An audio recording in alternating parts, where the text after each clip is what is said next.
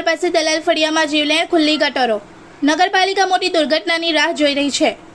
આમોદના હૃદય સમાન મેન બજાર ટાવર નજીક આવેલા દલાલ ફળિયામાં ખુલ્લી ગટરોને તેમાં ઊભા રાખવામાં આવેલા સ્ટીલના સળિયાઓ લોકોના જીવ માટે ગંભીર જોખમ બની રહ્યા છે.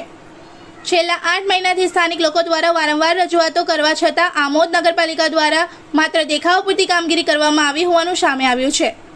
સ્થાનિકોના જણાવ્યા મુજબ સેનેટરી ઇન્સ્પેક્ટરે ગટર ઉપર ઢાંકણું મૂકવાને બદલે માત્ર ગટરની બાજુમાં ઢાંકણું ગોઠવી દીધું હતું, પરંતુ આજ દિન સુધી ગટરનું યોગ્ય સમારકામ કરવામાં આવ્યું નથી, જેના કારણે નાના બાળકો, વૃદ્ધો, મહિલાઓ તેમજ વાહન ચાલકો સતત અકસ્માતના ભય હેઠળ પસાર થવા મજબૂર બન્યા છે.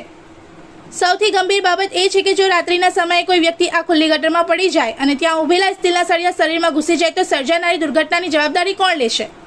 શું નગરપાલિકા કોઈ નિર્દોષ નાગરિકનો જીવ જોખમમાં મુકાયા બાદ જ જાગશે? માત્ર એટલું જ નહીં, મુખ્ય માર્ગ ઉપર પીવાના પાણીના ચેમ્બરની હાલત પણ દયનીય બની ગઈ છે. ચેમ્બરમાં ગંદકીનું સામ્રાજ્ય ફેલાયું છે અને ત્યાં પણ ઢાંકણું ન હોવાને કારણે અકસ્માતનો ભય સતત યથાવત છે. અનેક રજૂઆતો છતાં તંત્ર દ્વારા કોઈ અસરકારક કાર્યવાહી કરવામાં આવી નથી. નગરજનોમાં ભારે રોષ જોવા મળી રહ્યો છે. લોકોના આક્ષેપ છે કે જાડી ચામડી ધરાવતું તંત્ર કુંભકર્ણની નિંદ્રામાં છે અને જાહેર સુરક્ષાના પ્રશ્નો પ્રત્યે સંપૂર્ણપણે બેદરકાર બની ગયું છે.